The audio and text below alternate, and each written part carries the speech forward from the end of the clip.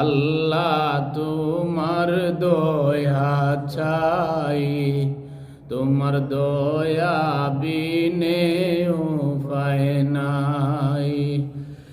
ক্ষমা করে দিলে প্রভু, ক্ষমা করে দিলে প্রভু, বাধা দেওয়ার কেহ নাই। লা ইলাহা ইল্লাল্লাহ, লা ইলাহা হাসবি রব্বি জাল্লাল্লাহ, মা ফি কলবি গায়রুল্লাহ। নূর মুহাম্মদ সাল্লাল্লাহু লা ইলাহা লা ইলাহা ইল্লাল্লাহ, লা ইলাহা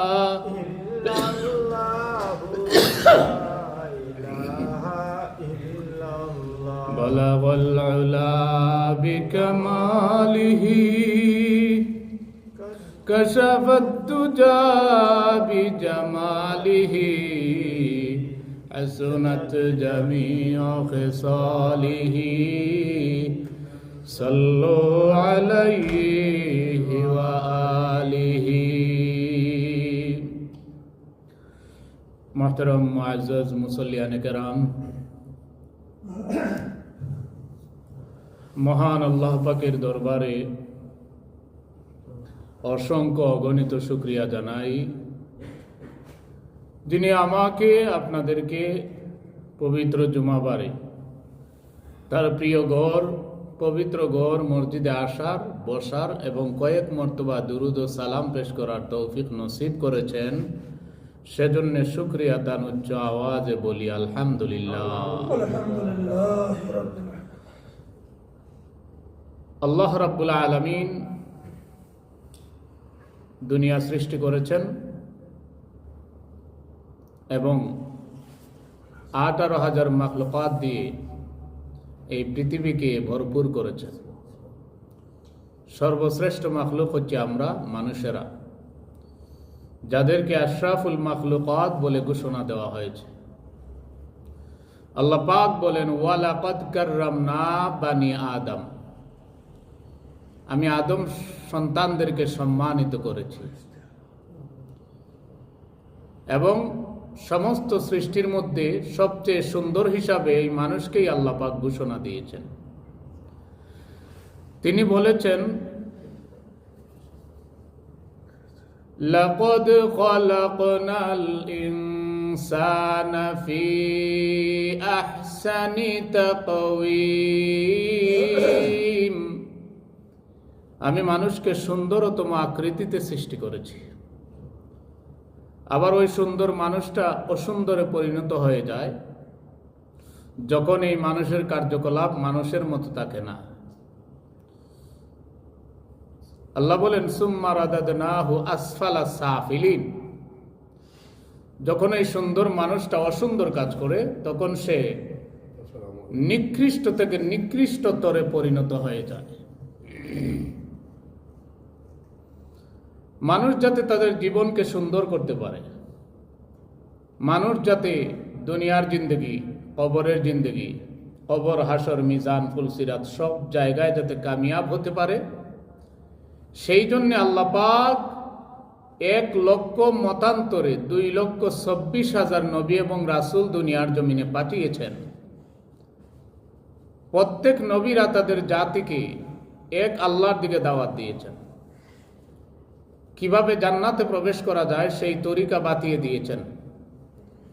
সর্বপ্রথম নবী হচ্ছেন আদম আলাইহিস সালাম এবং সর্বশেষ ও সর্বশ্রেষ্ঠ নবী আকায়ে নামদার, তাজদারে মদিনা, সরওয়ারে কায়নাত, রাহমাতুল্লিল আলামিন মুহাম্মদুর রাসূলুল্লাহ সাল্লাল্লাহু আলাইহি ওয়াসাল্লাম।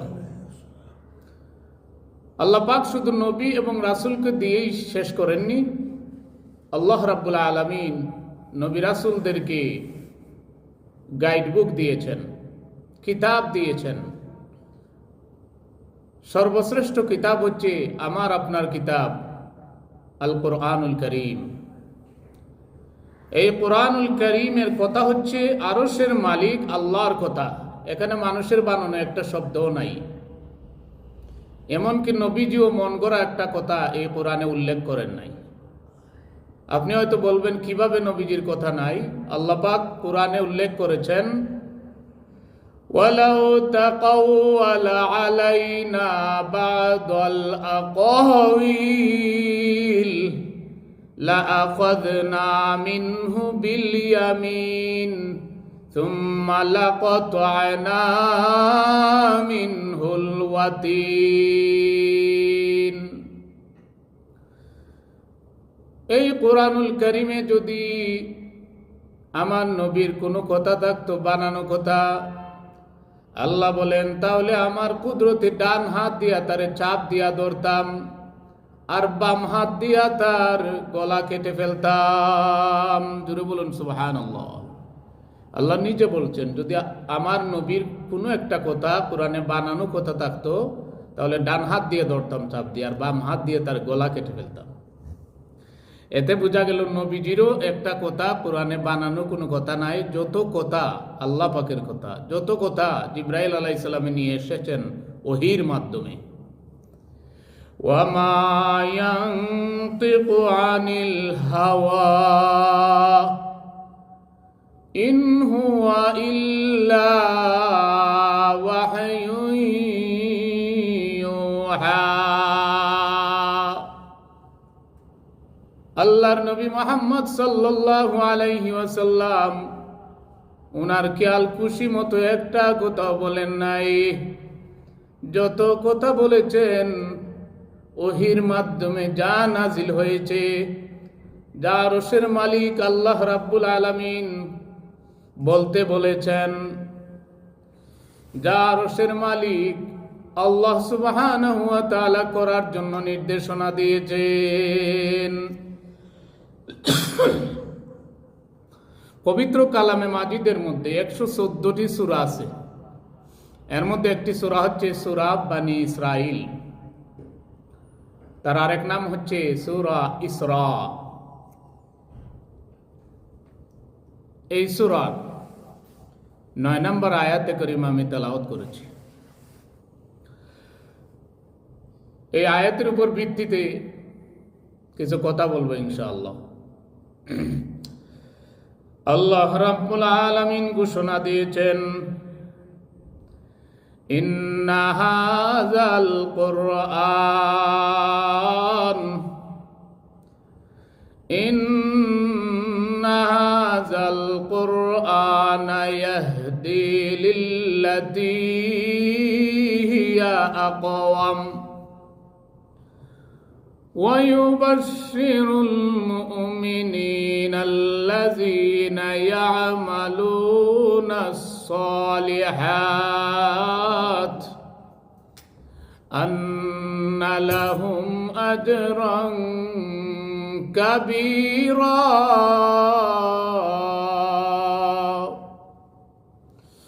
আল্লাহ বলেন, নিশ্চয়ই এই কোরআন এমন একটা রাস্তা মানুষকে দেখায়া দেয়, যেই রাস্তা হচ্ছে সুদৃঢ় রাস্তা, যেই রাস্তা হচ্ছে সরল সঠিক রাস্তা, যেই রাস্তা হচ্ছে জান্নাতের রাস্তা।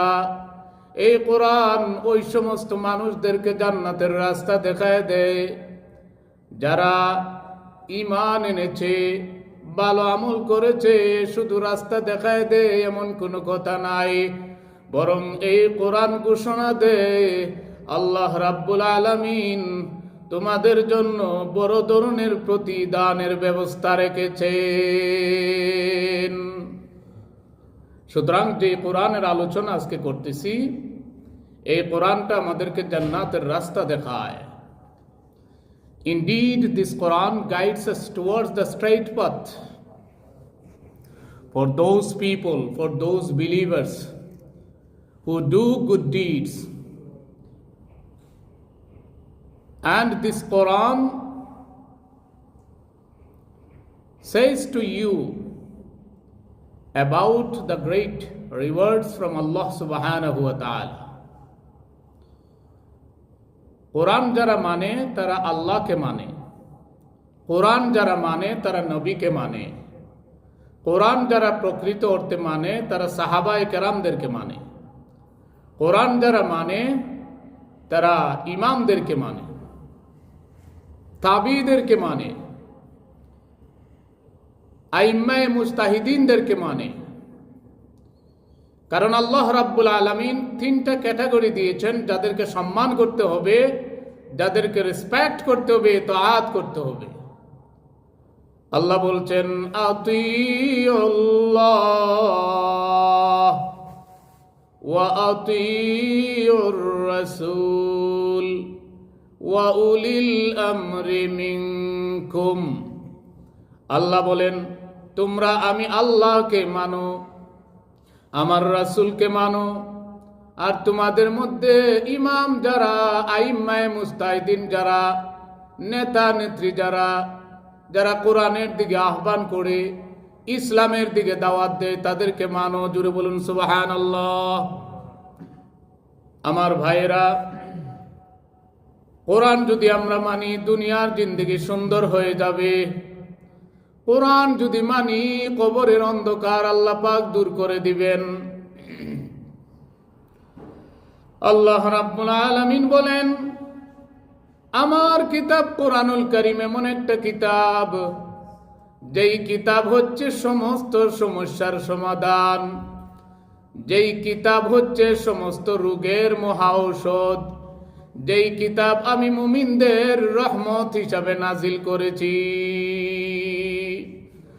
وَنُنَزِّلُ مِنَ الْقُرْآنِ مَا هُوَ شِفَاءٌ وَرَحْمَةٌ لِّلْمُؤْمِنِينَ وَلَا يَزِيدُ الظَّالِمِينَ إِلَّا خَسَارًا।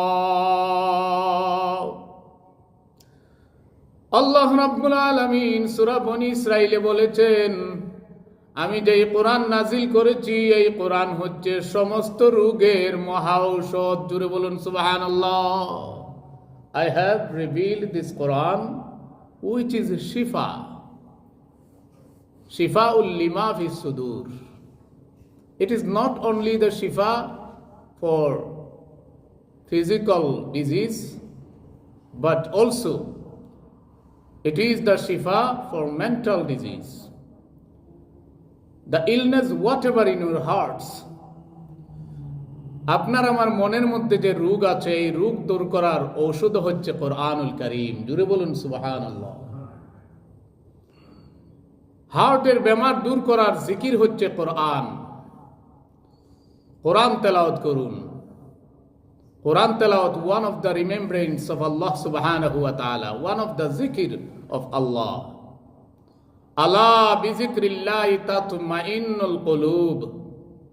Indeed, the remembrance of Allah subhanahu wa ta'ala removes the illness from your hearts, and it will bring the tranquility in your hearts from Allah subhanahu wa ta'ala.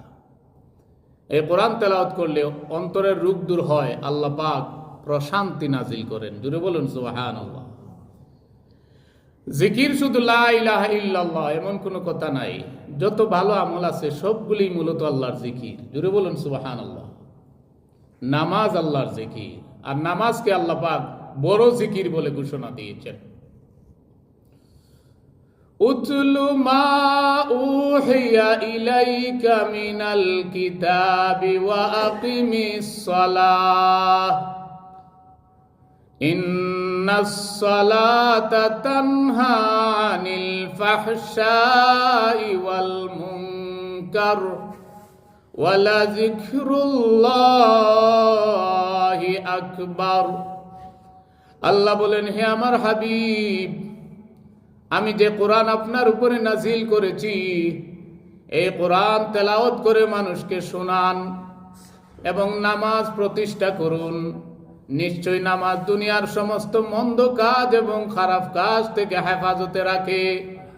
ওয়ালা যিকরুল্লাহি আকবার, এবং এই নামাজ হচ্ছে আল্লাহ পাকের সবচেয়ে বড় জিকির। জুড়ে বলুন সুবহানাল্লাহ। অনেক সময় জিকিরের মাহফিলে অনেক মানুষ হয়, আলহামদুলিল্লাহ, লা ইলাহা ইল্লাল্লাহ, সুবহানাল্লাহ, আলহামদুলিল্লাহ, এই তাসবিহ যখন পড়া হয়, জিকিরের দাওয়াত দেওয়া হয়, মানুষ হয়। কেউ জিকিরের জন্য আসে, কেউ আবার খাবার ভালোভাবে সেই জন্য আসে। জুড়ে বলুন ঠিক কিনা? কিন্তু নামাজ যে বড় জিকির, এটা তো আপনি জানেন না। নামাজের পরে সিন্নি দেওয়া হয় না, এই হচ্ছে সমস্যা। জুড়ে বলুন ঠিক কিনা? নামাজে আসবেন, নামাজ বড় জিকির। নামাজ হচ্ছে practical exercise. It is better then to go to gym. জুড়ে বলুন সুবহানাল্লাহ। আমি বলি না যে জিমে যাবেন না, যাওয়া দরকার, কারণ এই দেশে খেলাধুলারও কোনো সিস্টেম নাই, ভালো পরিবেশ নাই। বেশিরভাগ সময় যেহেতু ঠান্ডার দেশ, আমরা বসে থাকি, দাঁড়িয়ে দাঁড়িয়ে কাজ করি, রক্ত চলাচল বন্ধ হয়, রক্ত যথারীতি চলাচল করতে পারে না, মুভিং করতে পারে না। এই জন্য জিমের দরকার আছে। কিন্তু জিমের চেয়ে বড় জিম হচ্ছে, শ্রেষ্ঠ ব্যায়াম হচ্ছে নামাজ। জুড়ে বলুন সুবহানাল্লাহ। লাউলাম তাকুন রাসুল ইবাদাত লাউদ্দাত মিন সালিহিল আদাত। একজন কবি বলেছেন, যদি নামাজ ইবাদত হিসাবে গণ্য না হতো, তবুও নামাজটা মানুষের জন্য উত্তম একটা ব্যায়ামে পরিণত হয়ে যেত। নামাজ ইবাদত যদি নাও হতো, তবুও এটা মনে করবেন এটা স্বাস্থ্যের জন্য ভালো। কারণ নামাজের মধ্যে আমরা প্রথমে দাঁড়াই, সূরা কেরাত পরে রুকুতে যাই, আবার দাঁড়াই, তারপরে সেজদায় চলে যাই, সেজদায় কিছুক্ষণ তাসবিহ পড়ি, তারপরে আবার মাথা তুলি, আবার সেজদাতে যাই, আবার দাঁড়িয়ে যাই। এর চেয়ে আর উত্তম ব্যায়াম কি হতে, আমার ভাইয়েরা, কি হতে পারে? আমার বন্ধুগণ, নামাজ পড়ার আগে আমরা এমন কিছু অঙ্গ প্রত্যঙ্গ দৌত করি যেইগুলি পোশাকের বাইরে থাকে। জুড়ে বলুন ঠিক কিনা? যেইগুলিতে ময়লা লাগার সম্ভাবনা বেশি,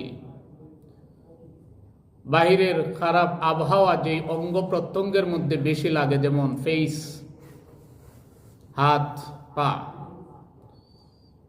আল্লাহ রাব্বুল আলামিন এইগুলিকে নামাজের আগে দৌত করার সুব্যবস্থা করে দিয়েছেন ওযুর মাধ্যমে। জুড়ে বলুন সুবহানাল্লাহ।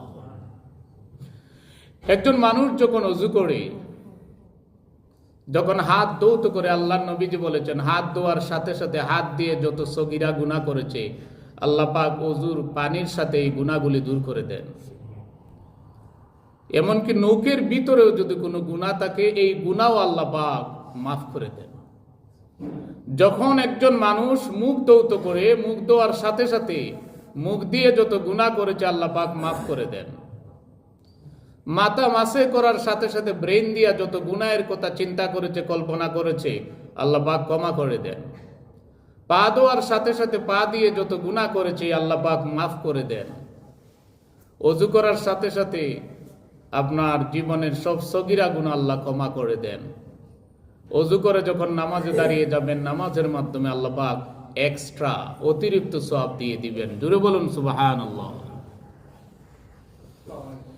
আমার ভাইরা, এই জন্য নামাজ ছেড়ে দিবেন না।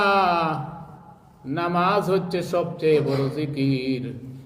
এরপরে আল্লাহ বলেন, কোরআনুল কারীম তেলাওয়াত হচ্ছে আরেক জিকির। আমার ভাইরা, দুনিয়ার জমিনে এমন কোন কিতাব নাই যেই কিতাব পড়লে আপনি অক্ষরে অক্ষরে সওয়াব পাবেন। কিন্তু আল্লাহর নবীজি বলেছেন, কেউ যদি কোরআনুল কারীমের একটা হরফ তেলাওয়াত করে, আল্লাহ রাব্বুল আলামিন সাথে সাথে তার আমলনামায় 10টা নেকি লিখে দিবে। If you recite one letter from Quranul Kareem, you will have rewards.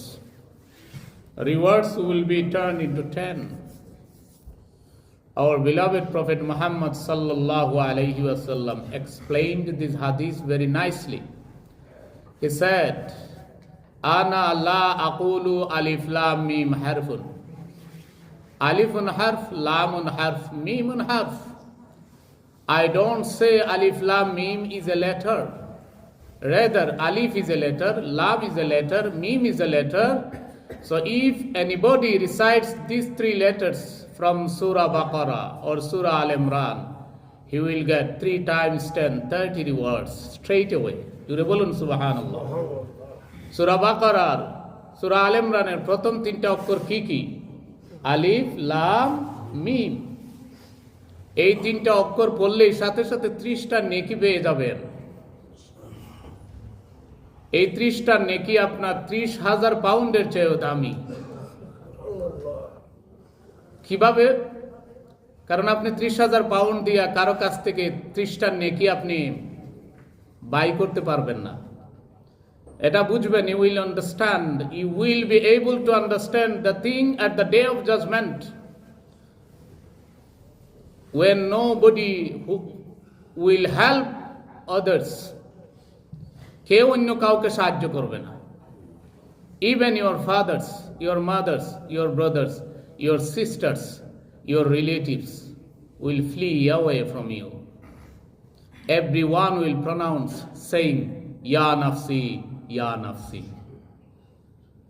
The day will be only one person who will pronounce saying, Ya ummati, Ya ummati. Who is he? He is none but our lover, our heart, our light, Muhammadur Rasulullah sallallahu alayhi wa sallam. So let's be connected to him, love him, follow his sunnah, respect him, love the members of his family. নবীকে মহব্বত করুন, ভালোবাসুন, নবীজির দেখানো পথে চলুন। এই দেখানো পথ হচ্ছে কোরআনের পথ, আর কোরআনের আদর্শ হচ্ছে আমার নবীজির আদর্শ। হযরত আয়েশা রাদিয়াল্লাহু তাআলা আনহাকে বলা হলো, ওগো আমাদের মা, আমাদেরকে নবীজির চরিত্রের ব্যাপারে একটু বলুন। তিনি বলেছেন, কানা খুলুকুহুল কোরআন। জোরে বলুন সুবহানাল্লাহ। আমার নবীজির চরিত্র আদর্শ হচ্ছে গোটা কোরআনুল কারীম। এই কোরআনুল কারীমের মধ্যে কোনো মিথ্যা নাই। You will never find any defect, any falsehood, any doubt inside this book, because this book from Allah subhanahu wa ta'ala, who never tells a lie, যিনি কখনো মিথ্যা বলেন না। আল্লাহ কি মিথ্যা বলতে পারেন? আমার ভাইরা, এই কোরআনুল কারীম এমন একটা কিতাব, এই কিতাব নাজিল একদিনে হয় নাই। এই কোরআন নাজিল হতে সময় লেগেছে দয়াল নবীজির নবুয়তের পরে 23টা বছর। জোরে বলুন সুবহানাল্লাহ। 23 বছর সময় লাগছে। এই কোরআনটা একসাথে নাজিল হয় নাই, আস্তে আস্তে নাজিল হয়েছে। এই কোরআনের গুরুত্ব তারাই বুঝেছেন যারা কোরআনুল কারীমের জন্য রক্ত দিয়েছেন। সাহাবায়ে কেরাম এই কোরআন প্রতিষ্ঠার জন্য রক্ত দিয়েছেন। একদিন আল্লাহর নবী সাহাবায়ে কেরামদেরকে বললেন, ও সাহাবায়ে কেরাম, আবু জেহেলের সামনে কার সাহস আছে কোরআন তেলাওয়াত করতে পারবে? একজন সাহাবী দাঁড়ায় গেলেন, নাম তার আব্দুল্লাহ ইবনে মাসউদ। জোরে বলুন সুবহানাল্লাহ। বললেন, ইয়া রাসূলুল্লাহ, আমি আবু জেহেলের সামনে কোরআনুল কারীম তেলাওয়াত করব।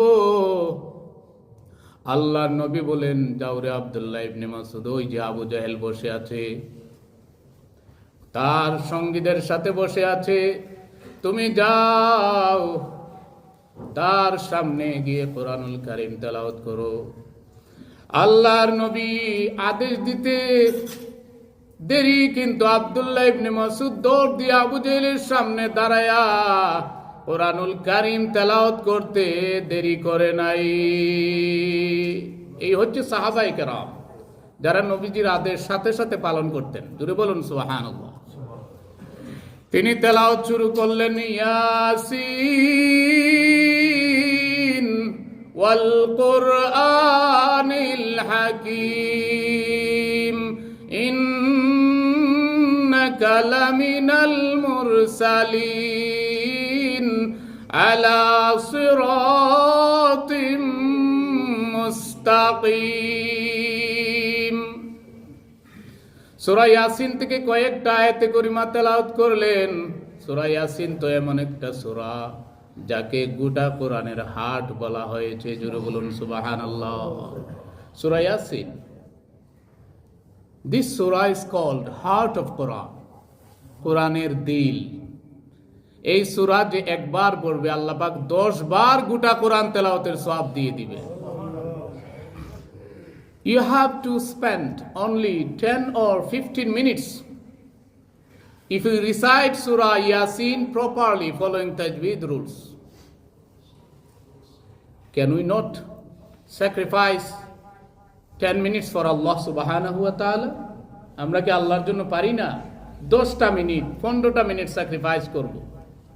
Please recite this surah, Suratul Yasin. You will get the rewards of 10 times full Quran recitation. Jure bolun subhanallah. Yasin, it is one of the names of our beloved Prophet Muhammad sallallahu alayhi wa sallam. Yasin, Taha, এগুলা কার নাম? নবীজির নাম। ওয়াল কোরআনিল হাকিম, বিজ্ঞানময় কোরআনের কসম। Swearing by the Quran, which is full of wisdom and science. এই কোরআনের কসম করে আল্লাহ বলছেন,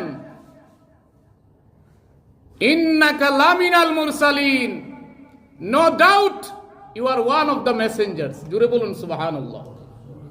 You are Rasul of Allah. আল্লাহ পাক কসম করছেন কোরআনের আর বলছেন, হে আমার হাবিব ও ইয়াসিন, আমি আমার কোরআনের কসম করে বলছি আপনি আমার রাসূল। জুড়ে বলুন সুবহানাল্লাহ। আলা সিরাতিম মুস্তাকিম, indeed you are on the straight path, no doubt you are on the right path, you are on the hidayah. আপনি নিশ্চয়ই সঠিক পথের উপরে আছেন। বলুন নবীজি সঠিক পথের উপরে না বেঠিক পথের উপরে? আলা সিরাতিম মুস্তাকিম, no doubt you are on the right path. জুড়ে বলুন সুবহানাল্লাহ। এটা আল্লাহর কথা। আল্লাহ পাক একটা সত্য কিতাবের কসম করে বলছেন, হে আমার হাবিব ও ইয়াসিন, আপনি সরল সঠিক পথের উপরে আছেন। এই আয়াতগুলি আব্দুল্লাহ ইবনে মাসউদ তেলাওয়াত করলেন আর আবু জেহেল সহ্য করতে পারল না। সে বসা থেকে দাঁড়িয়ে গেল, রাগে ফুলছে যে আমার সঙ্গীদের সামনে আমাকে অপমান করা হয়েছে। সে দূরে এসে আব্দুল্লাহ ইবনে মাসউদের গালের মধ্যে ছোর মারল। গাল মুবারক রক্তে লাল হয়ে গিয়েছে। তিনি বেহুশ হয়ে পড়ে গেলেন। হুশ আসার পরে কাঁদতে কাঁদতে নবীজির দরবারে গেলেন। নবীজিও কাঁদতে লাগলেন। জুড়ে বলুন সুবহানাল্লাহ। আরশে মুআল্লার মধ্যে কম্পন শুরু হয়ে গিয়েছে।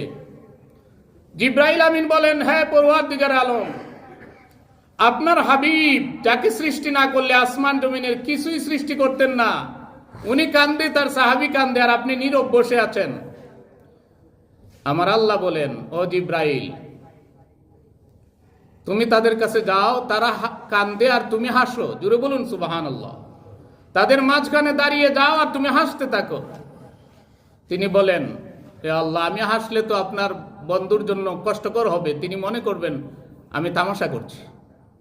আমাকে বলবেন আমি কেন হাসছি, কি জবাব দেব? আল্লাহ বলেন, আপনি বলবেন যে মক্কা এর কারণ বলা যাবে না, মদিনায় হিজরতের পরে তার কারণ বলবো। জুড়ে বলুন সুবহানাল্লাহ। আমার ভাইয়েরা, জিবরাইল আমিন আসলেন, হাসতে লাগলেন। আল্লাহর নবী প্রশ্ন করার পরে জিবরাইল আমিন বলেন, ইয়া রাসূলুল্লাহ, মক্কা এর রিজনটা বলবো না। ওয়াই অ্যাম আই লাফিং? What is the reason behind it? I will tell it after migration of you. When you will migrate from Makkah till Medina, then you will see the actual reason why am I laughing. জুড়ে বলুন সুবহানাল্লাহ। আমি কেন আসছি আপনি বুঝতে পারবেন। ঘটনা লম্বা, সংক্ষেপ করছি। কেন জিবরাইল আমিন হাসলেন? কারণ যেই আব্দুল্লাহ ইবনে মাসউদের কানের পর্দা আবু জেহেল ফাটিয়েছিল, মক্কা বিজয়ের পরে বদরের যুদ্ধের সময় ওই আবু জেহেলের মাথা কেটে আব্দুল্লাহ ইবনে মাসউদ ওই মাথা নিয়ে নবীজির দরবারে হাজির হয়ে গেলেন। জিবরাইল আমিন আবার আসলেন আর বললেন, ইয়া রাসূলুল্লাহ, এখন বুঝতে পেরেছেন আমি কেন হেসেছিলাম। জোরে বলুন সুবহানাল্লাহ। কাজে আমার ভাইয়েরা, এই কোরআনুল কারীমের জন্য সাহাবায়ে কেরাম রক্ত দিয়েছেন, আউলিয়ায়ে কেরাম রক্ত দিয়েছেন, তাবিঈগণ রক্ত দিয়েছেন। আজ এই কোরআনুল কারীমের বিরুদ্ধে কথা বলা হয়, উল্টা পাল্টা তাফসীর করা হয়, মানুষকে মিসগাইডেড করা হয়, আর আমরা তাদেরকে মৌন সমর্থন জানাচ্ছি। জোরে বলি নাউজুবিল্লাহ। কিছুদিন আগে একজনকে বলা হয়েছিল, আমি নাম বলবো না, এই জন্য বলবো না কারণ এখন মানুষ সোশ্যাল মিডিয়ায় জানে কে কিভাবে কথা বলে। জোরে বলুন ঠিক কিনা। তাকে বলা হয়েছিল যে এই যে বিভিন্ন দলের মানুষ চাঁদাবাজি করে, এগুলা কতটুকু যায়? তিনি বলছেন আল্লাহ নিজেও চাঁদা তুলেন। জোরে বলি নাউজুবিল্লাহ। তাহলে আল্লাহকে চাঁদাবাজ বানিয়ে দিলেন।